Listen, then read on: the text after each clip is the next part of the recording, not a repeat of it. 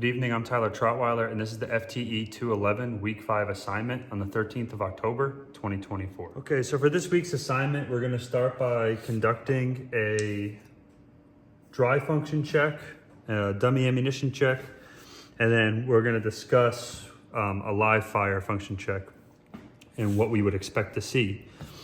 So first, we wanna make sure our weapon is clear and safe. We have no feed source, and our chamber is clear and safe. So what we want to expect for a dry function check, well, the first thing is we're going to bring our slide forward. First thing I like to do is a safety check. So we'll flip the safety up. Hammer is in the rearward position, and our safety is functioning properly. Take the safety off, and now the firearm will fire. So after I do that, we like to bring the slide to the rear. We can see barrel's unlocked, the chamber is open. Bring the slide forward. And again, we're in the same position that we were earlier. The firearm is ready to fire. So everything is working properly.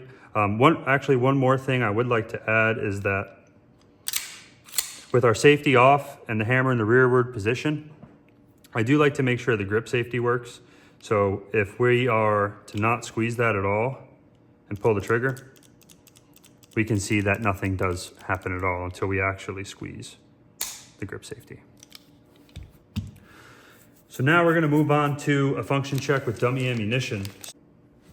Okay, so I've loaded 4 rounds into the magazine. So what we're gonna do is we're gonna insert our magazine, bring our slide forward. Now we can check our chamber. We have a dummy round inside the chamber. So now we're gonna simulate it like we've shot, right? Pull the trigger, obviously no bang, and then we can bring our slide back to the rearward position. The dummy round is ejected, and the next round is in the chamber. And we can keep doing this until the last round is in the chamber and the slide is locked to the rear by the magazine. So now what to expect when we're looking for a live fire, or when we're doing a live fire function test. And the answer to that is going to be the true cycle of operations, where we're not manipulating things by hand. We are truly seeing the firearm feed itself. Obviously, us as the operator, we're the ones pulling the trigger and starting that cycle of operations all over again. But you want to ensure that everything is working smoothly. You would definitely want to double check that both your safety features are working correctly, and just genuinely see how the gun is cycling itself. Okay, so for part 2 of this week's assignment, it's going to be discussing the feel of the trigger. So I personally like a little bit of a stiffer trigger with a little bit more pull, especially with the research that I have done of 1911s. So we're going to simulate the pull. And it is a little stiff. It has a decent amount of poundage on it. However, that's what I prefer. I have read countless forums where people are getting their 1911s back from gunsmiths or shops or friends or whoever did the work, and they're actually filing down too much on the sear surfaces. And I have read stories where these have fired just by either being lightly bumped or lightly moved or anything like that. I personally would do it for somebody very, very cautiously. I don't personally think I would do it on my own firearms, just because I do like a little bit more of a pull. Personally, this particular 1911 and the way that the trigger is, I personally like it. I feel that, you know, I don't want to go too light with anything, any of my personal triggers. Okay, so for the next part of this assignment, we're going to measure the barrel length, and we're going to do that with the action closed, and we're going to use a cleaning rod, some calipers, and a white marking pencil. So the best way to do this is we're going to insert the cleaning rod till it hits and stops, and we are going to mark it at the muzzle. And then we are going to take our calipers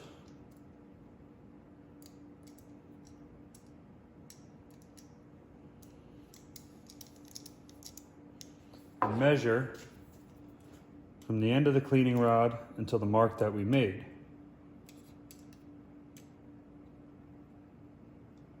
So in this instance, we have a 5-inch barrel, as you can see.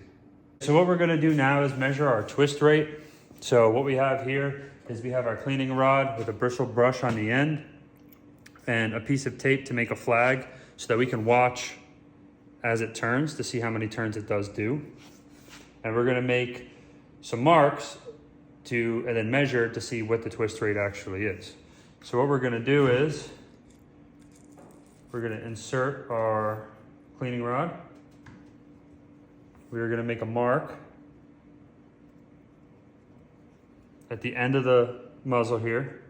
And then we are just gonna push the cleaning rod in and allowing it to twist. We can see our flag here went about 1/4 of a turn.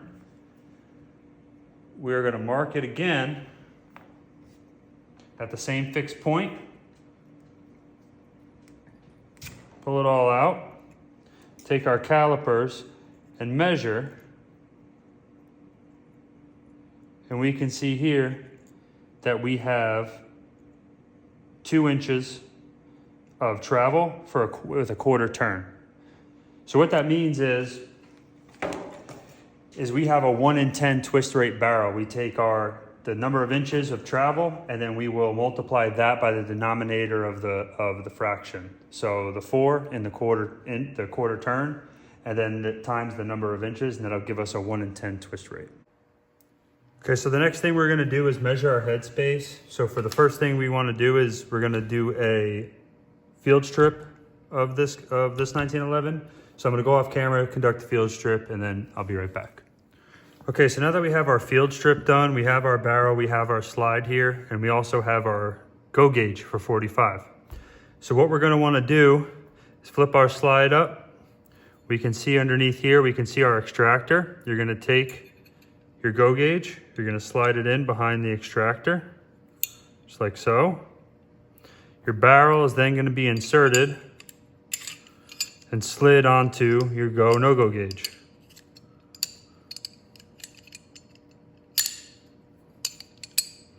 So now we can see, when we flip the barrel right side up, that our hood is covered and we can actually see our 45 ACP stamping on the barrel. This indicates that the headspace is good. If we had our no-go gauge in there, you would see a bigger gap in here. You know, you could actually be able to look down into the chamber if it was a no-go on headspace. So with all that, that is the week 5 assignment.